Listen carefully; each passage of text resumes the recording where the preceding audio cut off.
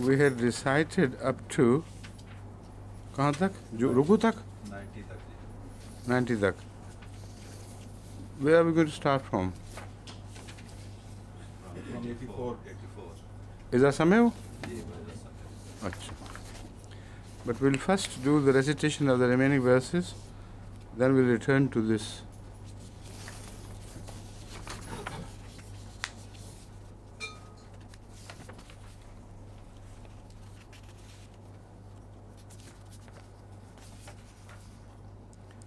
لا يؤاخذكم الله ٹھیک ہے ٹھیک ہے. اعوذ باللہ من الشیطان الرجیم بسم اللہ الرحمن الرحیم یا ایھا الذین آمنوا انما الخمر والمیسر والانصاب والازلام رجس من عمل الشیطان فاجتنبوه لعلكم تفلحون. انما يريد الشيطان ان يوقع بينكم العداوة والبغضاء في الخمر والميسر ويصدكم عن ذكر الله وعن الصلاة فهل انتم منتهون. وأطيعوا الله وأطيعوا الرسول واحذروا فإن توليتم فاعلموا أنما على رسولنا البلاغ المبين. ليس على الذين آمنوا وعملوا الصالحات جناح فيما طعموا إذا ما اتقوا وآمنوا وعملوا الصالحات ثم اتقوا وآمنوا ثم اتقوا وأحسنوا والله يحب المحسنين. يا أيها الذين آمنوا ليبلونكم الله بشيء من الصيد تناله أيديكم ورماحكم ليعلم الله من يخافه بالغيب فمن اعتدى بعد ذلك فله عذاب أليم. يا أيها الذين آمنوا لا تقتلوا الصيد وأنتم حرم ومن قتله منكم متعمدا فجزاء مثل ما قتل من النعم يحكم به ذوى عدل منكم هديا بالغ الكعبة أو كفارة طعام مساكين أو عدل ذلك صياما ليذوق وبال أمره عفى الله عما سلف ومن عاد فينتقم الله منه والله عزيز ذو انتقام. أحل لكم صيد البحر وطعامه متاعا لكم وللسيارة وحرم عليكم صيد البر ما دمتم حرما واتقوا الله الذي إليه تحشرون. جعل الله الكعبة البيت الحرام قياما للناس والشهر الحرام والهدي والقلائد ذلك لتعلموا أن الله يعلم ما في السماوات وما في الأرض وأن الله بكل شيء عليم. اعلموا أن الله شديد العقاب وأن الله غفور رحيم. ما على الرسول إلا البلاغ والله يعلم ما تبدون وما تكتمون. قل لا يستوي الخبيث والطيب ولو أعجبك كثرة الخبيث واتقوا الله يا أولي الألباب لعلكم تفلحون. يا أيها الذين آمنوا لا تسألوا عن أشياء تبد لكم تسؤكم وإن تسألوا عنها حين ينزل القرآن تبد لكم عفى الله عنها والله غفور حليم. قد سألها قوم من قبلكم ثم أصبحوا بها كافرين ما جعل الله من بحيرة ولا صائبة ولا وصيلة ولا عام ولكن الذين كفروا يفترون على الله الكذب وأكثرهم لا يعقلون وإذا قيل لهم تعالوا إلى ما أنزل الله وإلى الرسول قالوا حسبنا ما وجدنا عليه آباءنا أولو كان آباؤهم لا يعلمون شيئا ولا يهتدون يا أيها الذين آمنوا عليكم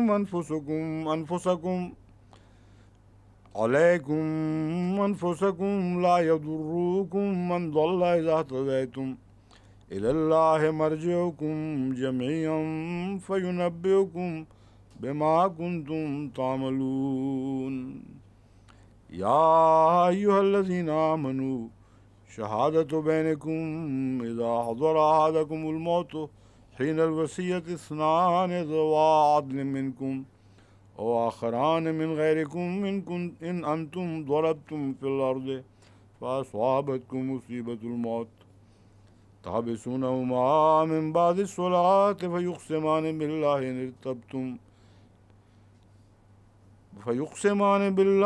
إن ارتبتم لا نشتري به ثمنا ولو كان ذا قربى ولا نكتم شهادة الله إنا إذا لمن الآثمين فإن أشر على أنهما استحقا إثما فآخران يقومان مقامهما من الذين استحق عليهم الأوليان فيقسمان بالله لشهادتنا حق من شهادتهما وما اعتدينا إنا إذا لمن الظالمين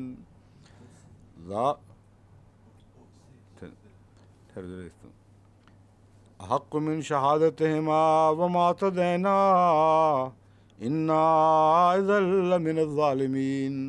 کیا گڑبڑ ہے؟ عشرہ ہے. اچھا میں سمجھ گیا وہ شین لگ رہی تھی یہاں. I'm sorry. I'll read this verse again because the way it is written it appears more like sheen than the. So I read it as sheen. Although the meaning should be obvious, it should be the, not sheen anyway. فَإِنْ أُثِرَ عَلَىٰ أَنَّهُمَا اسْتَحَقَّا إِثْمًا فَآخَرَانِ يَقُومَانِ مَقَامَهُمَا مِنَ الَّذِينَ اسْتَحَقَّ عَلَيْهِمُ الْأَوْلِيَانِ فَيُقْسِمَانِ بِاللَّهِ لَشَهَادَتُنَا حَقٌّ مِّن شَهَادَتِهِمَا وَمَا اعْتَدَيْنَا إِنَّا إِذًا لَمِنَ الظَّالِمِينَ ذَلِكَ أَدْنَىٰ أَن يَأْتُوا بِالشَّهَادَةِ عَلَىٰ وَجْهِهَا وَيَخَافُوا أَن تُرَدَّ أَيْمَانٌ بَعْدَ أَيْمَانِهِمْ واتقوا الله واسمعوا والله لا يهدي القوم الفاسقين.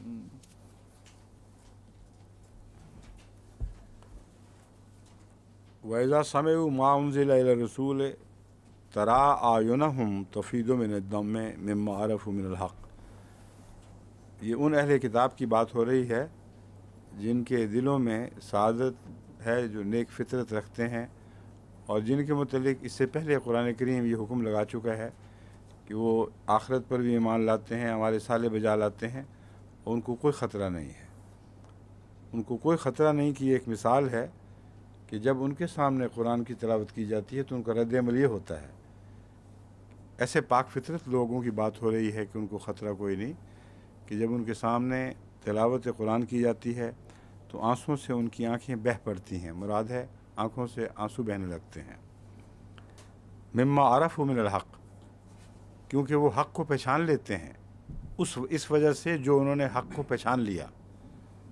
یقولون ربنا آمنا فاکتبنا مع الشاہدین، وہ کہتے ہیں اے ہمارے رب ہم ایمان لے آئے، بس ہمیں شاہدین میں سے لکھ لے.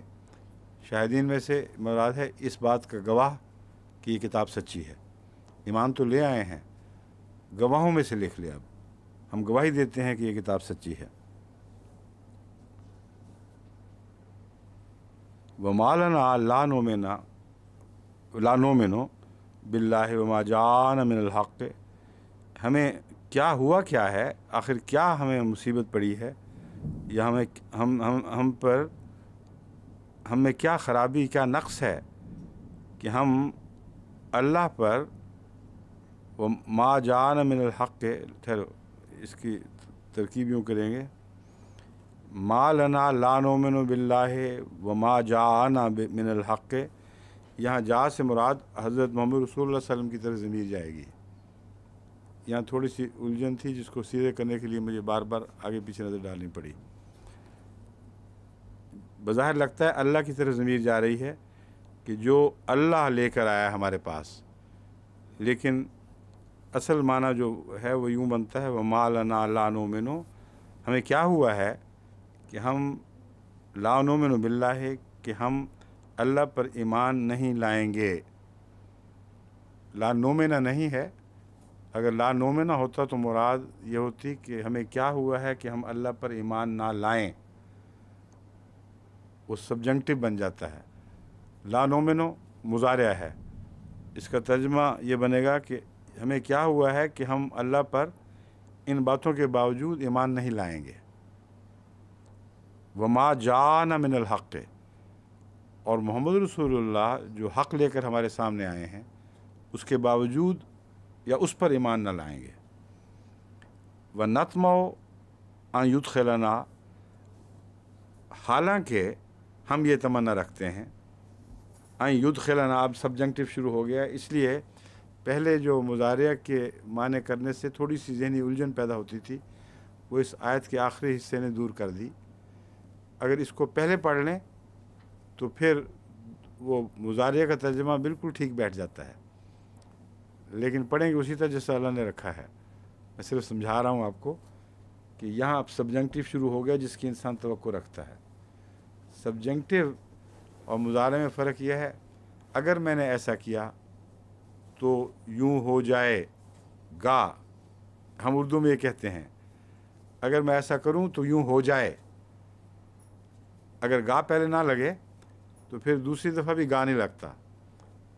اگر میں ایسا کروں گا تو یوں ہو جائے گا، یہ مضارع ہے، مستقبل ہے، سیدھا سادہ بیان آئندہ کے متعلق۔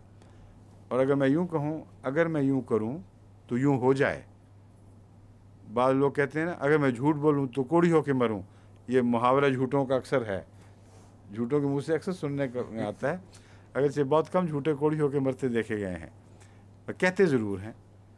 اس کی وجہ کیا ہے، کیوں نہیں پکڑے جاتے؟ اللہ نے آگے یہاں فرما دیا ہے کہ تمہاری لو قسموں کو اللہ نے شمار نہیں کرے گا، جو مرضی کرتے پھرو۔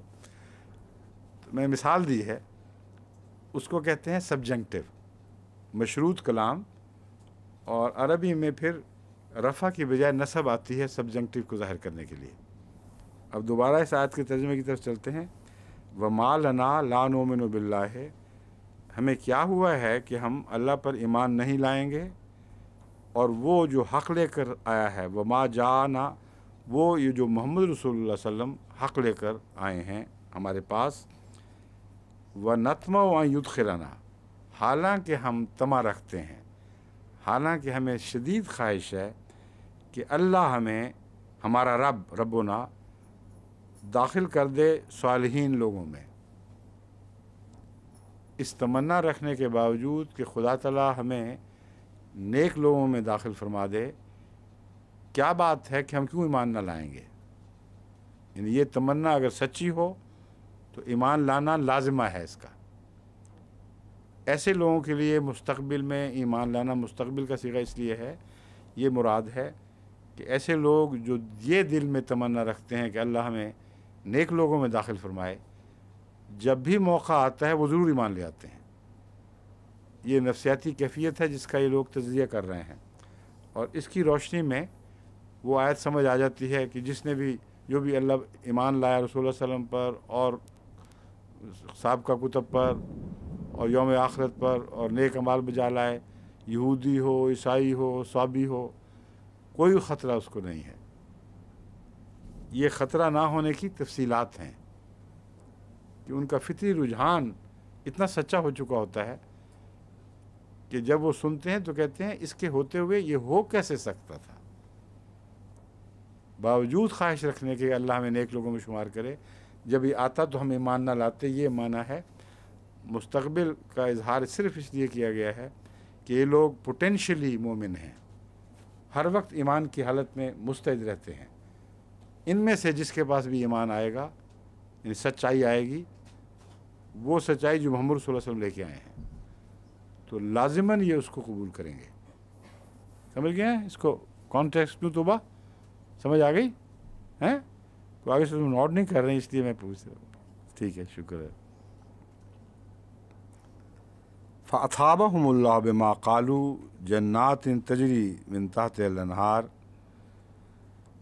انہیں اس کے بدلے میں اللہ تعالیٰ نے ثواب کے طور پر دیں، بما قالو، جو انہوں نے کہا تھا اس کے بدلے میں، جنات تجری من تحتها الانہار، ایسی جنتیں جن کے دامن میں نہریں بہتی ہیں، خالدین فیہا، وہ ہمیشہ ان میں رہیں گے، وذالک جزاء المحسنین، اور یہ محسنین کی جزا ہے، والذین کفروا، اور وہ لوگ جنہوں نے کفر کیا، وکذبوا بآیاتنا، اور ہماری آیات کو جھٹلا دیا، اولئک اصحاب الجحیم، اولئک یہی لوگ ہیں اصحاب الجحیم، دوزخ والے۔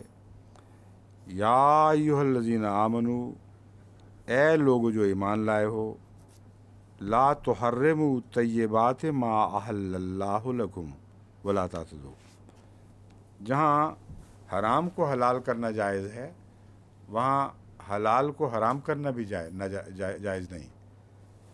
دونوں باتیں ناجائز ہیں، نہ خدا کے حلال کو حرام کرنا ہے، نہ حرام کو حلال کرنا ہے، نہ اس کے بیان فرمودہ حلال کو حرام کرنا ہے۔ بس یہاں یہ مضمون ہے۔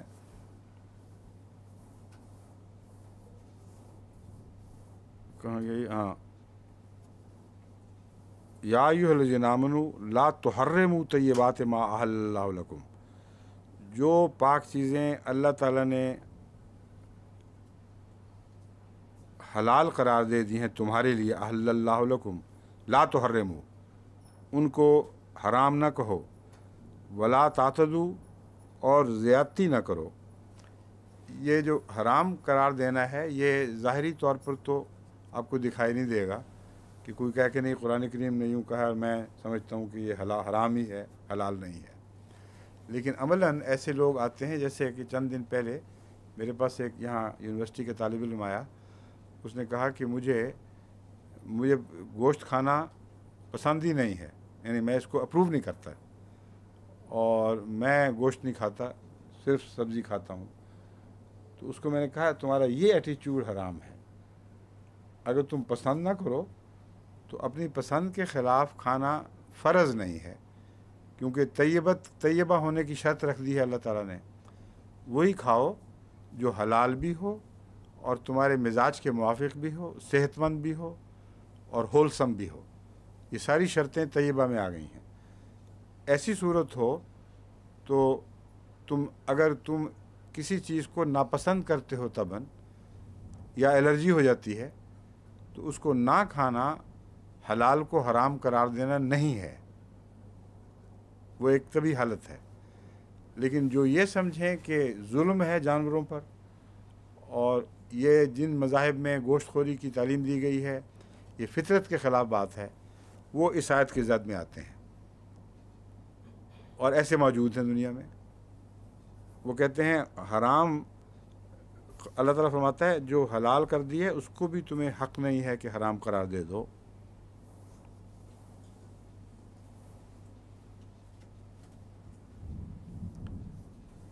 ان اللہ لا یحب المعتدین ولا تعتدوا، اب دیکھیں یہ معنی بھی سمجھ آیا کہ اعتداء دونوں طرف ہوتی ہے۔ جو تعلیم متوازن ہو اس کے دائیں طرف بھی زیادتی ہے، اس کے بائیں طرف بھی زیادتی ہے۔ وہاں حلال کو حرام کرنے والے بھی ناجائز کر رہے ہیں جس طرح حرام کو حلال کرنے والے ناجائز کر رہے ہیں۔ تو فرمایا تم نے اعتداء نہیں کرنی، جس رستے پر تمہیں ڈال دیا ہے اس میں نہ دائیں قدم رکھنا ہے نہ بائیں، سیدھا اس رستے پر چلو.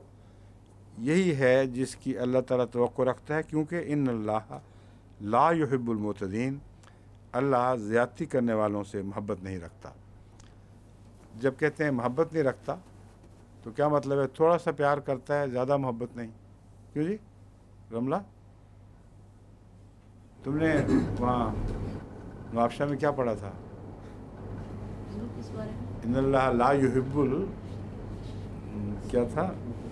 معتدین کا ترجمہ میں نے کیا اللہ تعالیٰ زیادتی کرنے والوں سے یا حد اعتدال سے تجاوز کرنے والوں سے محبت نہیں کرتا.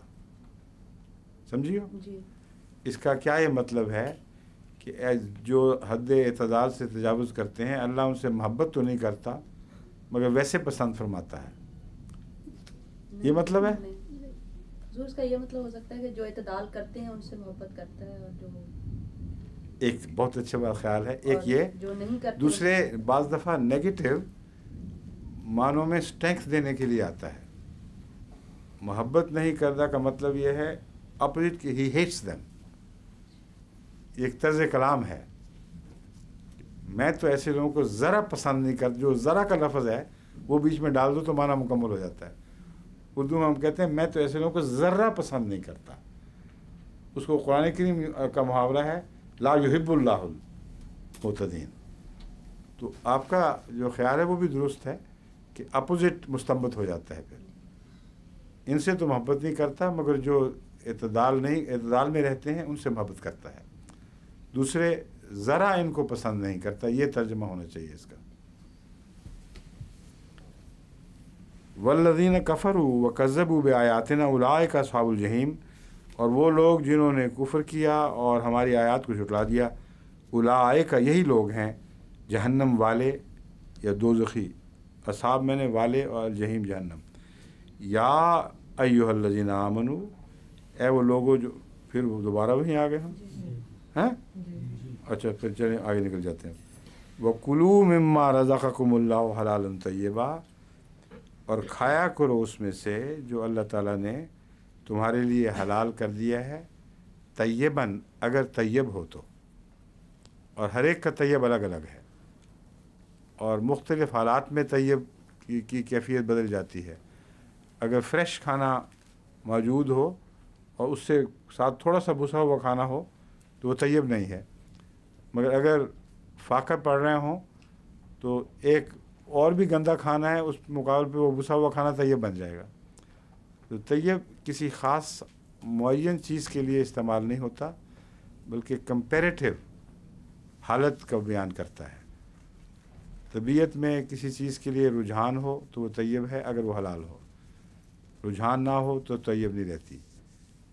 کوئی پاکیزہ اچھی تازہ چیز ہو تو وہ طیب ہے. اس سے نیچے غیر طیب حالتیں ہیں مگر حرام نہیں ہیں. سمجھ گئے ہیں؟ اب آگے اللہ تعالیٰ فرماتا ہے واتقوا اللہ الذی انتم بہ مؤمنون، اور اللہ کا تقوی اختیار کرو جس پر تم ایمان لاتے ہو. یہاں ایمان لانے کی وجہ یہ ہے، یہ کہنے کی وجہ کہ ایمان لاتے ہو کہ ہر کس و ناقص کے اندر یہ فیصلے کی طاقت نہیں ہوتی کہ کیوں حرام ہے کیوں حلال ہے. اور اپنی بیوقوفی یا غلط فلسفے کے نتیجے میں بعض دفعہ حلال کو حرام کہنے لگ جاتے ہیں، جیسے کہ مثال دی ہے.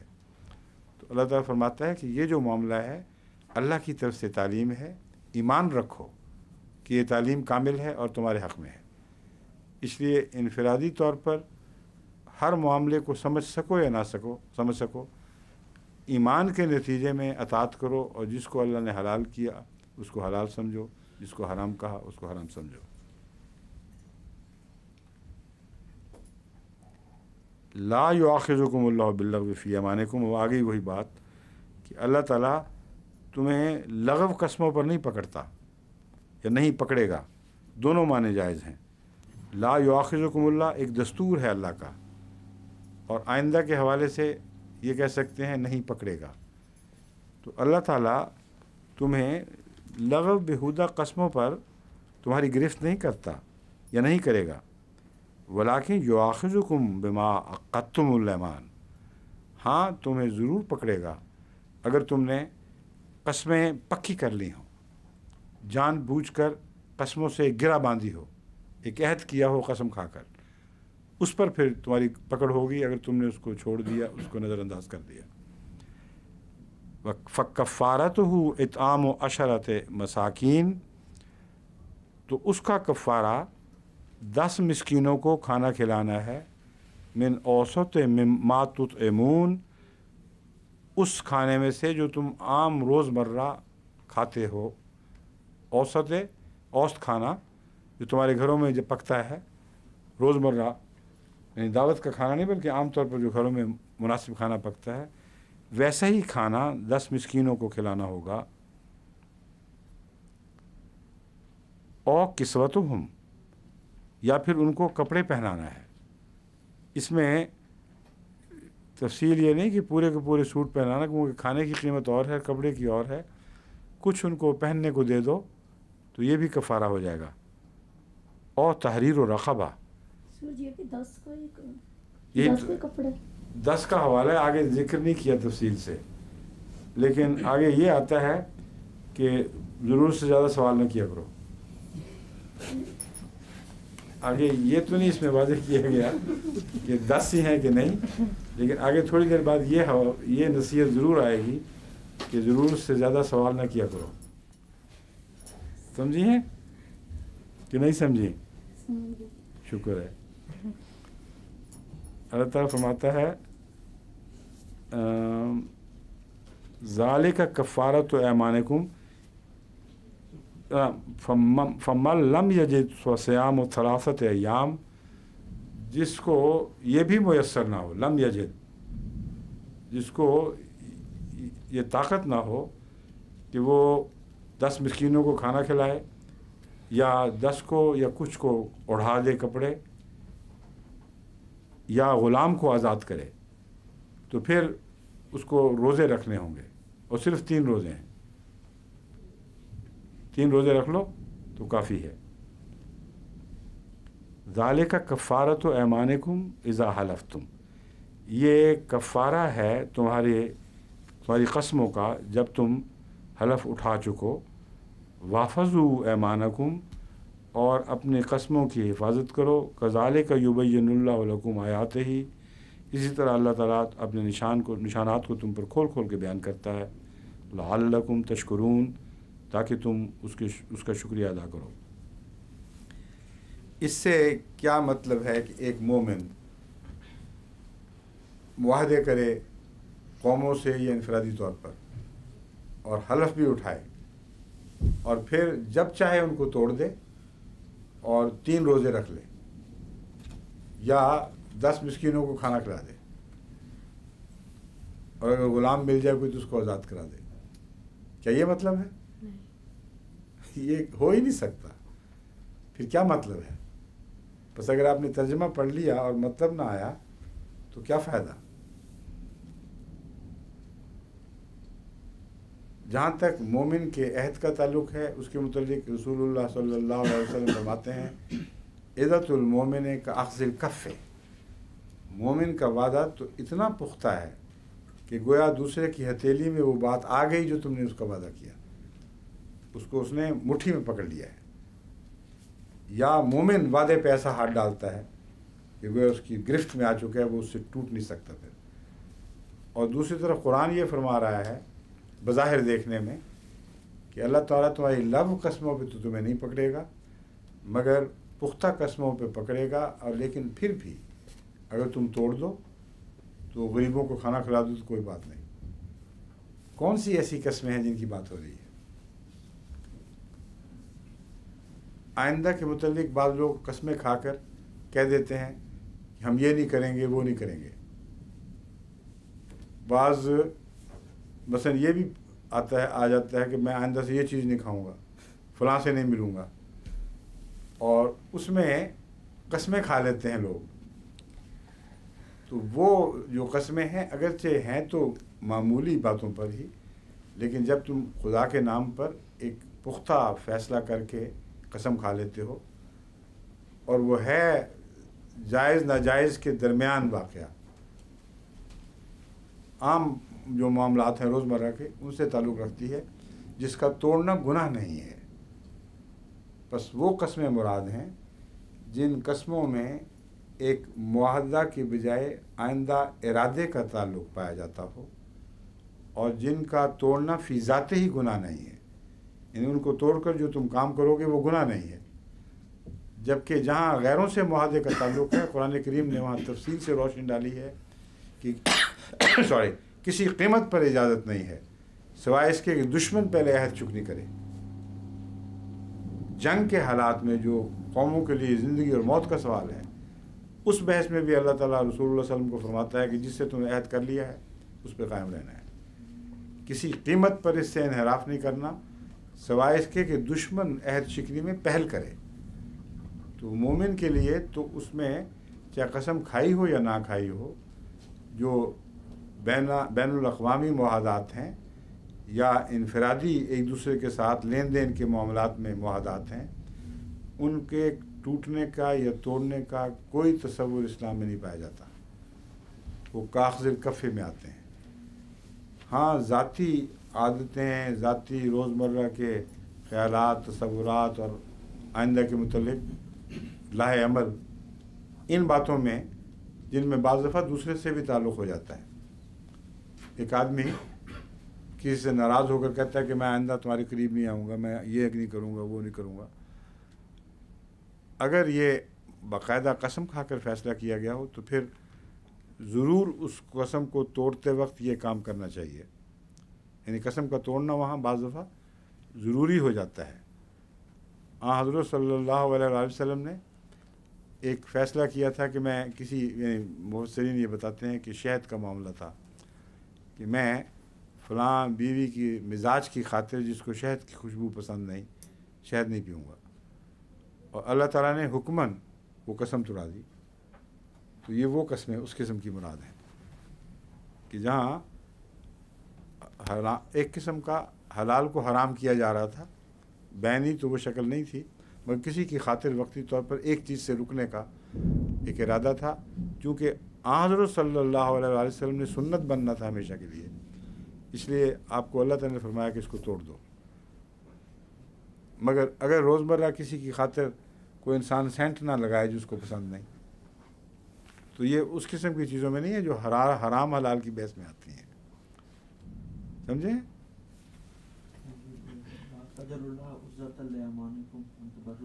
ہاں تو وہ بھی اسی مضمون پہ ٹھیک ہے. اچھا آگے چلیں.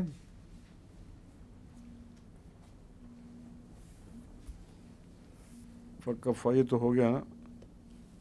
اور قسوت ہم و تحریر رقبہ فمن لم یجد فصیام ثلاثۃ ایام ذلک کفارۃ ایمانکم اذا حلفتم واحفظوا ایمانکم.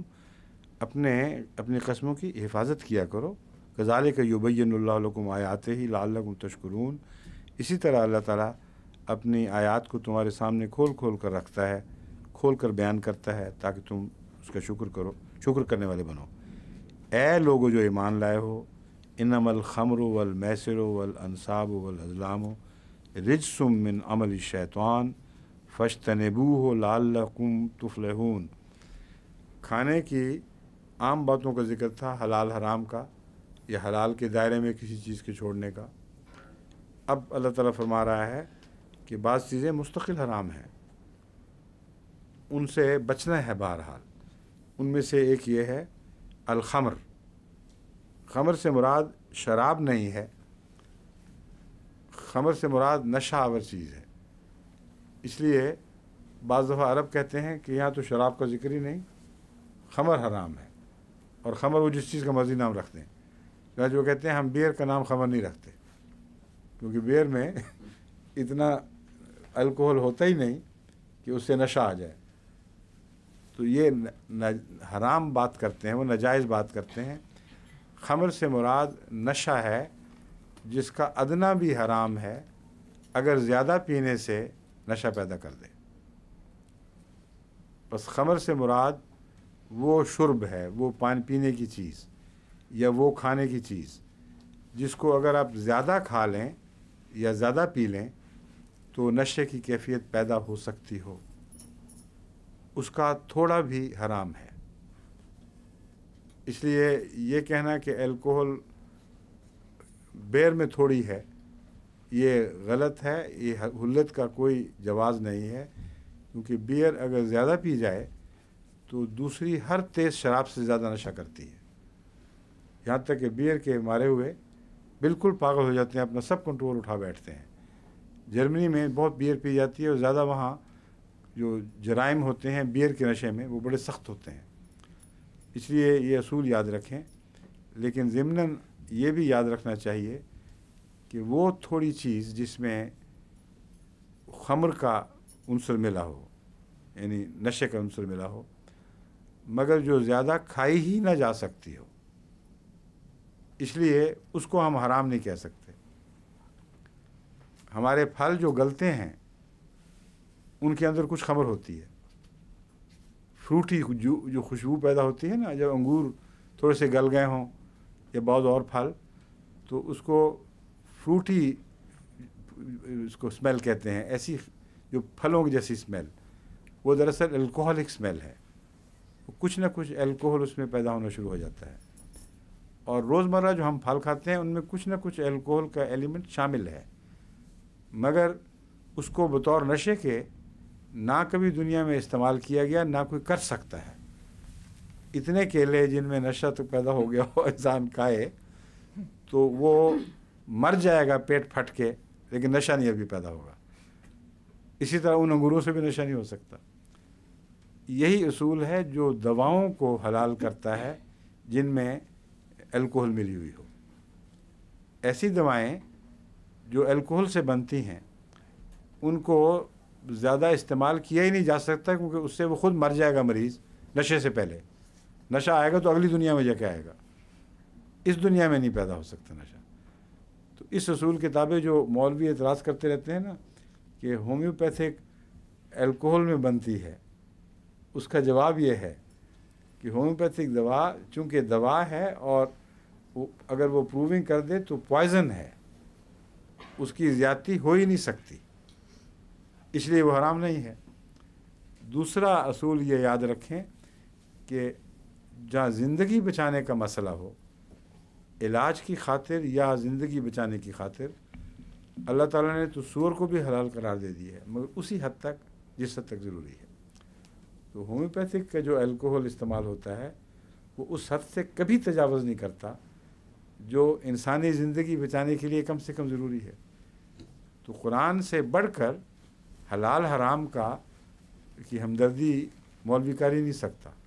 جس نے بنایا، جس نے حلال کیا، جس نے حرام کیا، اس نے 7 اصول بھی بیان فرما دیے، اور ان کے تابع روزمرہ کی زندگی مشکل نہیں بلکہ آسان ہو گئی ہے۔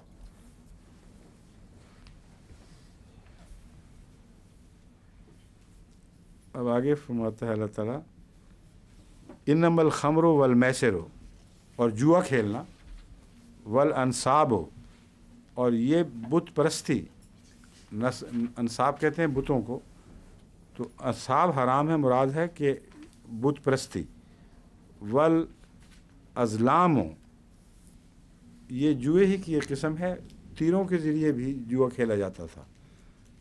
اس کا خصوصی ذکر الگ کیوں کیا جبکہ جوئے کو حرام کہہ دیا، اس کی وجہ میں بتاتا ہوں۔ رجس من عمل شیطان، یہ شیطان کے عمل کی ناپاک چیزیں ہیں، یہ شیطانی اعمال، ناپاک شیطانی اعمال کی قسمیں ہیں۔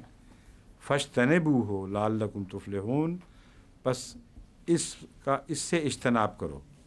ہو میں ضمیر ان سب کی طرف نہیں پھیری، ان چیزوں سے اجتناب فرمایا فاجتنبوہ اے من عمل شیطان، شیطان کے عمل سے اجتناب کرنا ہے، خواہ ان چیزوں میں مل جل جائے یا کسی اور صورت میں ظاہر ہو۔ جو قابل نفرت چیز ہے وہ شیطانی عمل ہے، بس ان چیزوں میں چونکہ شیطانی عمل کا عنصر شامل ہے اس لیے یہ حرام قرار دی گئی ہیں۔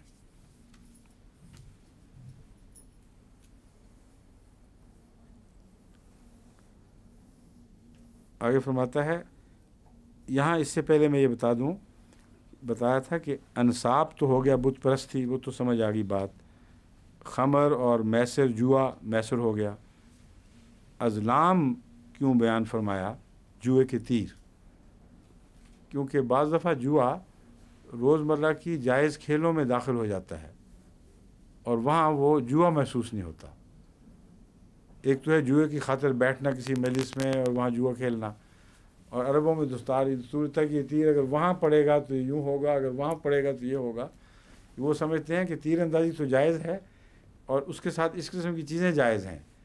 تو اس احتمال کو پیش نظر رکھ کر کہ بعض لوگ اپنے نفس کو اس طرح دھوکہ دے لیں گے، اللہ تعالیٰ نے جوئے کو حرام قرار دیتے ہوئے بھی ازلام کا ذکر فرما دیا. وہ بے وجہ تکرار نہیں بلکہ پر حکمت تکرار ہے.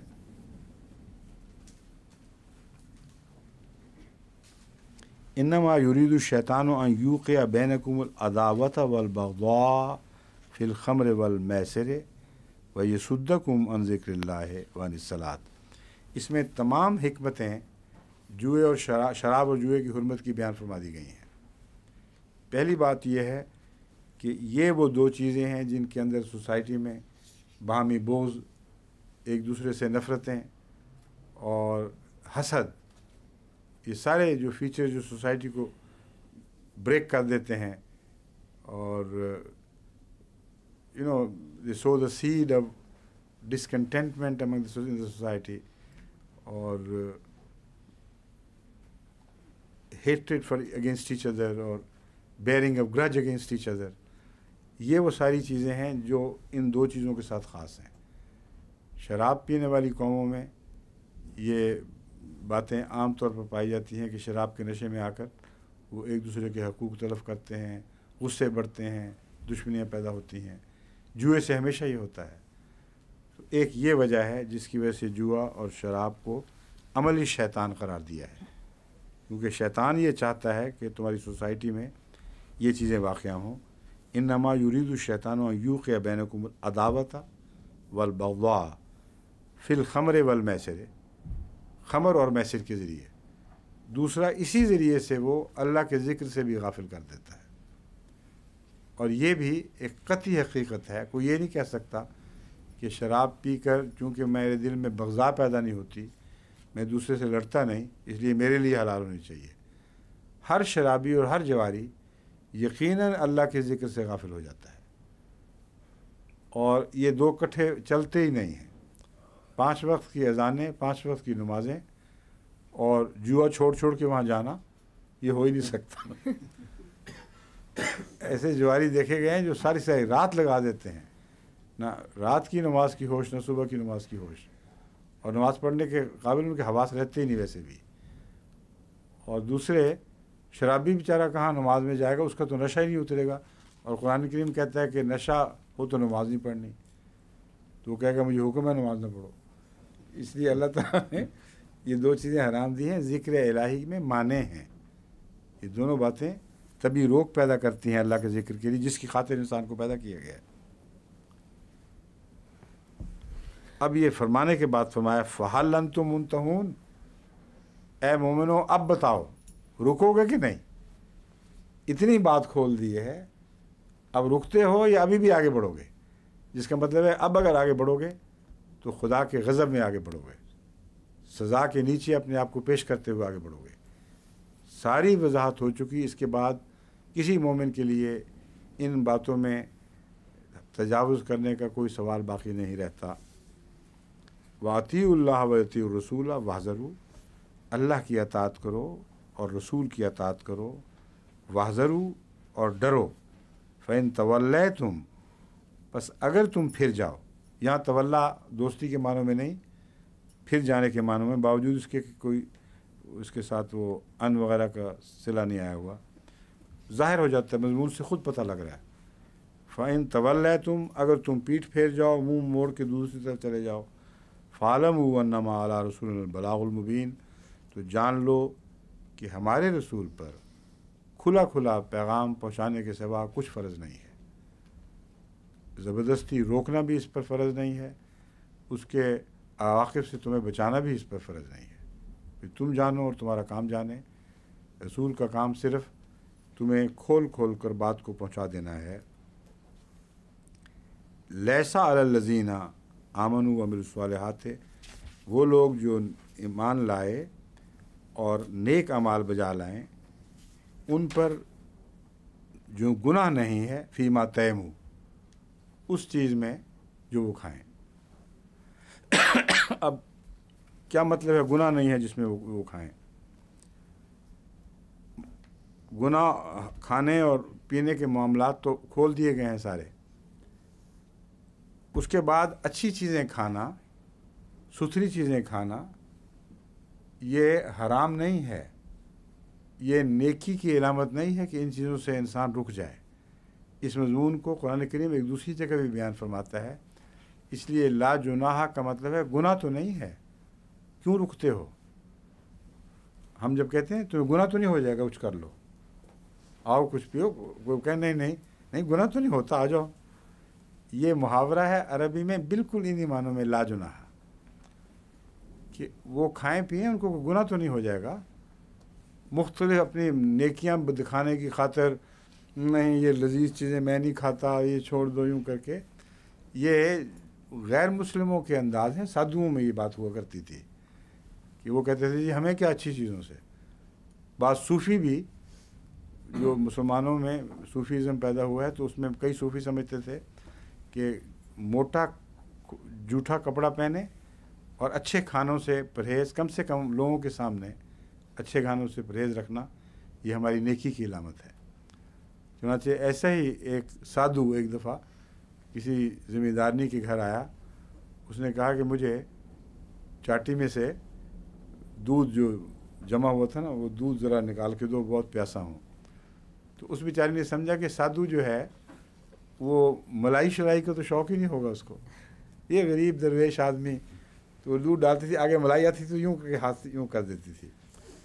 تو سادھو نے کچھ دیر برداشت کیا، اس کے بعد کہا کہ سادانو کی سوادانا سنے ملائی آن دے۔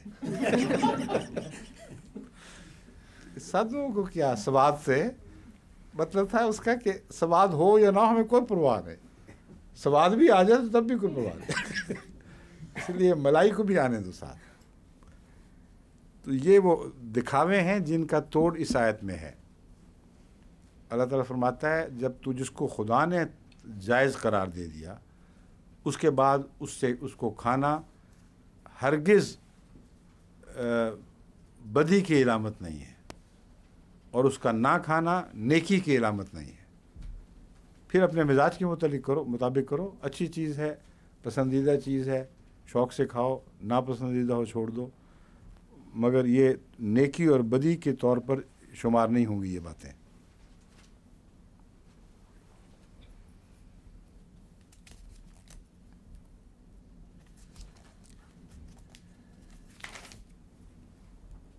آگے فرماتا ہے، اب آیت آئی ہے ایک اور دلچسپ تو سر آیت ہے مگر قابل ٹھہر کر غور کرنے والی۔ لا جناح فیما تیمو، جو وہ کھاتے ہیں ان میں کوئی گناہ نہیں۔ اس کا ایک دوسرا معنی یہ ہے کہ جن کی صفات یہ ہوں کہ وہ ایمان والے ہوں اور نیک اعمال بجا لانے والے ہوں، وہ عادتاً کھاتے ہی اچھی چیز ہیں، ان کے لیے سوال ہی نہیں پیدا ہوتا کہ وہ کوئی بری چیز کھائیں، تو ان کے مزاج کا حصہ بن جاتا ہے صحیح درست جائز چیزیں کھانا۔ اذا متقوا، کیونکہ وہ تقوی اختیار کرتے ہیں، ہر چیز میں ایک تبھی احتیاط ان کی چلتی ہے کہ کہیں حرام کا پہلو تو داخل نہیں ہو گیا۔ اذا متقوا وآمنوا وعملوا الصالحات، پھر وہ ایمان لاتے ہیں، پھر عمل صالح بجا لاتے ہیں، ثم اتقوا وآمنوا، پھر ایمان لے آتے ہیں اور پھر تقوی اختیار کرتے ہیں اور ایمان لاتے ہیں، ثم اتقوا واحسنوا، پھر تقوی اختیار کرتے ہیں اور احسان سے کام لیتے ہیں، واللہ یحب المحسنین، اور اللہ تعالیٰ محسنوں سے محبت کرتا ہے۔ اب یہ ہے آیت جو ایک معمہ پیش کرتی ہے جس سے حل کرنا ضروری ہے، صرف ترجمہ جاننا ضروری نہیں، کافی نہیں۔ ایمان کے بعد تقوی ہے اور تقوی کے بعد ایمان ہے، یہ ایک چکر ہے۔ قرآن کریم نے شروع میں فرمایا مومنین کی تعریف میں جو تقوی اختیار کرتے ہیں، الف لام میم ذالک الکتاب لا ریب فیہ ھدی، نے جو متقیوں کی تعریف میں ایمان کو داخل فرمایا ہے، ذالکل کتاب لا ریب فیہ ھدی للمتقین الذین یؤمنون۔ عام طور پر یہ خیال ہے کہ ایمان کے بعد تقویٰ آتا ہے، تقویٰ کے بعد ایمان نہیں آتا۔ ایمان تقویٰ پیدا کرنے کی خاطر آتا ہے۔ یہ روزمرہ کا رجحان ہے، اسی لیے مفسرین نے اس آیت پر یہ بحث چھیڑی ہے کہ ایمان ابھی لائے نہیں، تقویٰ پہلے کہاں سے آ گیا۔ قرآن کریم نے یہ بنیادی نقطہ پیش فرمایا ہے کہ تقویٰ کے بیس کے بغیر کوئی ایمان قائم ہی نہیں ہو سکتا۔ صرف اسی کو ایمان نصیب ہو سکتا ہے جس کے دل میں تقویٰ یعنی کم سے کم ضروری سچائی موجود ہو، جس کی فطرت میں جھوٹ شامل نہ ہو، جس کی فطرت سیدھی اور سادھی اور پاک ہو۔ یہ تقویٰ کی پہلی تعریف ہے۔ پھر انسان ایمان لاتا ہے۔ ایمان لانے کے بعد پھر کیا اس کو تقویٰ مزید نصیب ہو سکتا ہے کہ نہیں، یہ گفتگو ہے جو اس آیت میں چلائی گئی ہے۔ تقویٰ ایمان پیدا کرتا ہے، ایمان تقویٰ کا معیار بڑھا دیتا ہے، اور بڑے ہوئے تقویٰ کے معیار سے ایک بڑے ہوئے معیار کا ایمان پھوٹتا ہے، اور اس بلند پائے کے ایمان سے پھر ایک اور تقویٰ پیدا ہوتا ہے۔ یعنی اس وقت جو تقویٰ انسان اختیار کرتا ہے اس کے مقابلے پر پہلا تقویٰ اس کو معمولی اور در حقیقت یوں لگتا ہے جیسے وہ تقویٰ گویا تھا ہی نہیں، اونچے معیار کی طرف بلند ہو جاتا ہے انسان۔ اس کے نتیجے میں پھر ایمان پیدا ہوتا ہے، اور اعمال صالحہ پھر جو پھوٹتے ہیں وہ لوگ ہیں جو خدا کے نزدیک محسن ہیں۔ یہ مضمون ہے جس میں کئی دفعہ مفسرین الجھ جاتے ہیں، کچھ سمجھ نہیں آتی کہ یہ آگے پیچھے ہوا مضمون کیوں بیان کیا جا رہا ہے اور بے وجہ دہرایا جا رہا ہے۔ حالانکہ دہرانے کی جو میں نے حکمت بیان کی ہے، اس کے بعد کوئی اس قسم کا سوال پیدا ہی نہیں ہوتا۔ اب دوبارہ سن لیں، اذا متقوا وآمنوا، جب وہ تقوی اختیار کرتے ہیں، وآمنوا اور ایمان لاتے ہیں، تب ان پر کوئی گناہ نہیں ہے جو وہ کھائیں۔ اس کا تعلق کھانے کے ساتھ مسلسل جاری ہے۔ وعملوا الصالحات، اور پھر ایمان لانے کے بعد نیک اعمال بجا لاتے ہیں۔ جب نیک اعمال بجا لاتے ہیں تو تقوی کا معیار اونچا ہو جاتا ہے۔ ثم اتقوا، وہ کس طرح ہوتا ہے؟ اس لیے کہ جب روزمرہ آپ نیک اعمال بجا لاتے ہیں تو کچھ عرصے کے بعد ان کی مشقت ختم ہو جاتی ہے، وہ عادت ثانیہ بن جاتے ہیں، اور ایک متقی کو ان میں نیکی دکھائی نہیں دیتی، پھر وہ اعمال میں مزید ترقی کرتا ہے اور ایک اور تقوی کے معیار کو پا لیتا ہے۔ یہ مضمون ہے جو یہاں اس ترتیب سے بیان ہو رہا ہے۔ ثم اتقوا وآمنوا، پھر وہ تقوی اختیار کرتے ہیں اور ایمان لاتے ہیں، کیونکہ تقوی ایمان کے معیار کو بڑھاتا ہے۔ جس ایمان کی بنیاد ہی تقوی تھی، جس کا آغاز ہی تقوی سے شروع ہوا تھا، جب وہ تقوی بلند ہو رہا ہوگا اور اپنے درجے اونچے کر رہا ہوگا تو لازماً ہر درجے سے ایک نیا ایمان پھوٹے گا۔ یہ مضمون ہے۔ ثم اتقوا وأحسنوا، پھر وہ تقوی اختیار کرتے ہیں، وأحسنوا، پھر جو کچھ بھی کرتے ہیں وہ حسن ہے، پھر ان کا عمل حسن کے سانچوں میں ڈھل جاتا ہے۔ یہی وہ لوگ ہیں جو خدا کے نزدیک محسن لوگ ہیں، اور اللہ تعالیٰ جب کہتا ہے میں محسنوں سے محبت کرتا ہوں تو یہ تعریف ہے محسنین کی۔ یہاں 3 درجے صرف نہیں ہیں، دراصل حقیقت یہاں ایک دائمی عمل کی طرف اشارہ ہے، ایک ایسی حرکت کی طرف اشارہ ہے جو کہیں رکتی نہیں، اور لازماً ہر تقوی ایک نیا ایمان کو پیدا کرنے والا ہے۔ ہر ایمان کی کوکھ سے ایک اور تقوی پھوٹتا ہے، ہر تقوی سے ایک اور ایمان پیدا ہوتا ہے۔ یہ جاری حرکت ہے جس کو اللہ تعالیٰ احسان فرم کہتا ہے۔ کسی ایک آخری مقام کا نام نہیں دیا جا رہا، اس کے بعد وہ محسن ہو گئے۔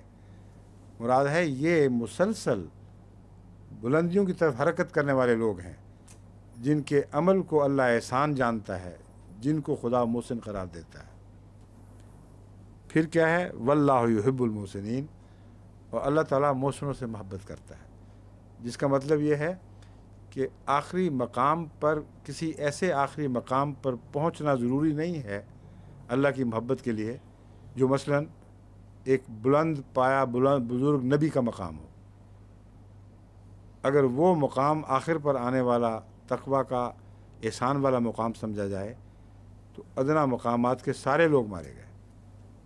لیکن یہ مضمون اس طرح سمجھیں جیسے میں بیان کر رہا ہوں کہ اس حرکت مسلسل جاری رہنے والی، عدلنے بدلنے والی حالت، ایمان تقویٰ، تقویٰ ایمان، ایمان تقویٰ، تقویٰ ایمان، عمل صالح، جو اس پر جاری ہو جاتے ہیں، یہ رخ اختیار کر لیتے ہیں، وہ جس حالت پہ بھی مرتے ہیں وہ محسنین کی حالت ہے۔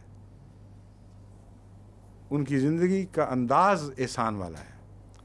بس ایسے لوگوں سے اللہ تعالیٰ محبت فرماتا ہے۔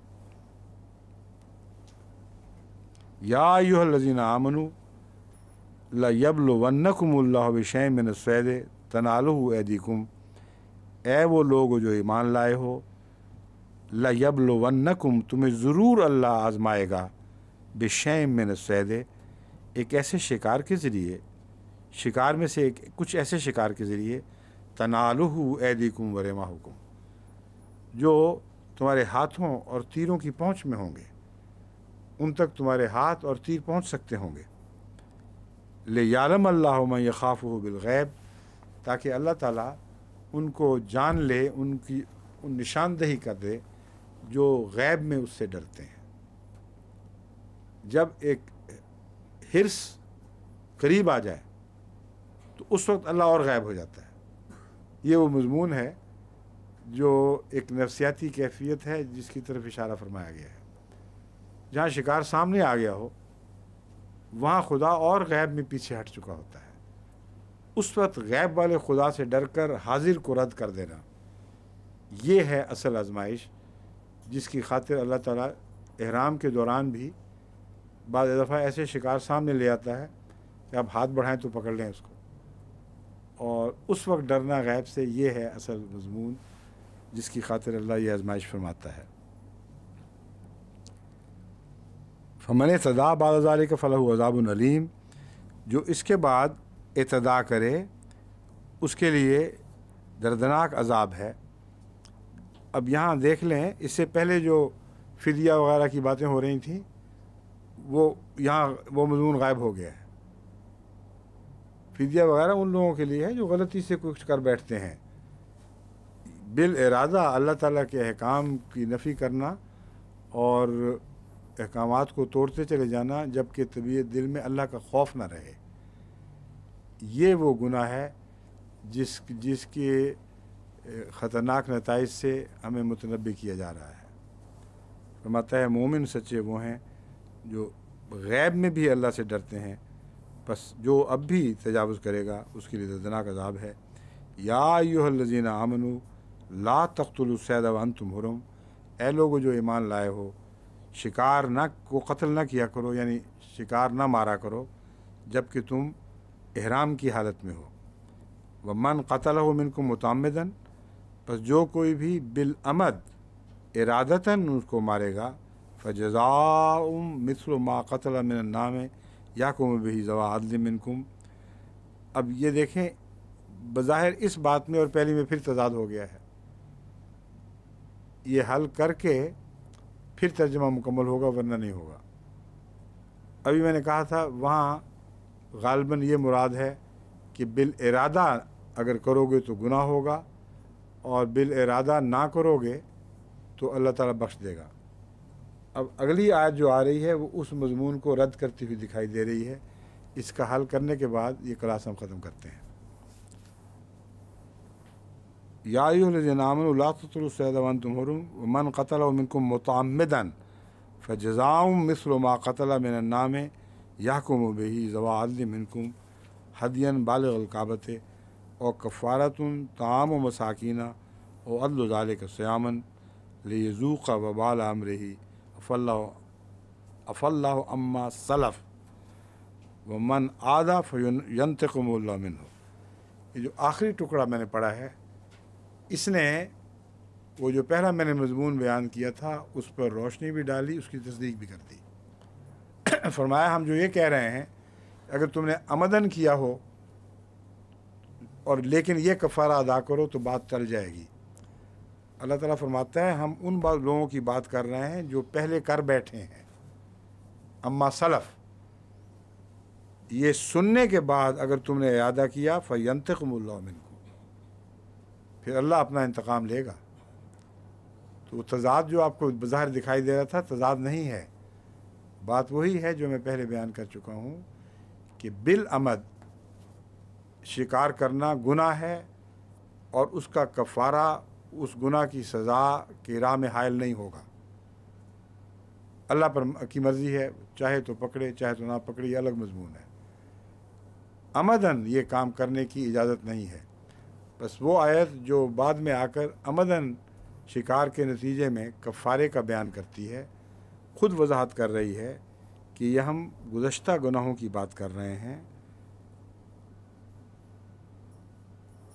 اف اللہ عما سلف، جو گزر چکا ہے اس سے اللہ تعالیٰ نے صرف نظر کر دی ہے، سزا اس کی نہیں دے گا۔ ومن عادا فینتقم اللہ منہ، ہاں اب اس مضمون کی وضاحت کے بعد اگر اعادہ کرو گے تو یہاں یہ نہیں فرمایا پھر کفارہ دے دو، فینتقم، اللہ انتقام لے گا، واللہ عزیز ذو انتقام، اور اللہ تعالیٰ غالب بزرگی والا ہے، اس کی غلبے میں اکرام پایا جاتا ہے، عزت پائی جاتی ہے، اس میں جبر نہیں پایا جاتا، یعنی جو جس طرح ڈکٹیٹوریل جبر ہے وہ نہیں پایا جاتا، اس کے غلبے میں اس کی شان، عزت، اس کی کریمی بھی پائی جاتی ہے، اور ذو انتقام بھی ہے، وہ بدلہ لینا جانتا ہے، اور جب فیصلہ کرتا ہے کہ میں لوں گا تو ضرور لے کر رہتا ہے۔ اس لیے وہ جو کنفیوژن تھوڑے سے بیچ میں پیدا ہوئے تھے وہ دور ہو جانے چاہیے۔ عام چھٹی اب بھی نہیں ہے کہ جو چاہو کرو پھر کفارہ دے دینا۔ ما سلف قرآن کے نزول کے بعد اب یہ معنی رکھے گا میرے نزدیک کہ ایک انسان جو عادی نہیں ہے ان باتوں کا، اس سے چلتے چلتے ایک غلطی ہو جاتی ہے، اس کو خدا ما سلف میں شمار فرما لے گا، اور کفارہ اس کا مانا جائے غلطی عمدن ہی ہوئی ہے، لا علمی کی نہیں، پتہ ہے کہ حرام ہے، احرام باندھا ہے، سارے مسائل کا پتہ ہے، پھر بھی غلطی ہو گئی ہے، بس ایک دو لالچ میں آگے، بعضوں سے برداشت نہیں ہوتا۔ ہمارے ہاں تو کبوتر قریب آئے تو یوں پکڑ لیتے ہیں فوراً، یہاں کبوتر بے فکر پھرتے ہیں پاس۔ تو مراد یہ ہے کہ ایسا ماحول پیدا کرو کہ اللہ کی سینکچوری دکھائی دے، وہاں شکار بے خوف ہو کر تمہارے ہاتھ تک پہنچے، تمہارے تیر اس تک پہنچ سکے ہوں، لیکن امانت میں ہو، اللہ کی حفاظت میں ہو۔ اس کو توڑنا نہ، ورنہ خدا کی پکڑ میں آؤ گے۔ ہاں اگر ایک آدھ مرتبہ ایسا ہو جائے غفلت کی حالت میں، لیکن ارادہ تو ہوگا اس میں بھی، تو پھر کفارہ دو اور بخشش طلب کرو۔ لیکن اگر تم اس کے عادی بنے، تم نے پھر ایسی حرکت کی، تو پھر خدا کی پکڑ کے نیچے آ جاؤ گے۔ کیوں جی، وقت ہو گیا؟ ٹھیک ہے، جزاک اللہ۔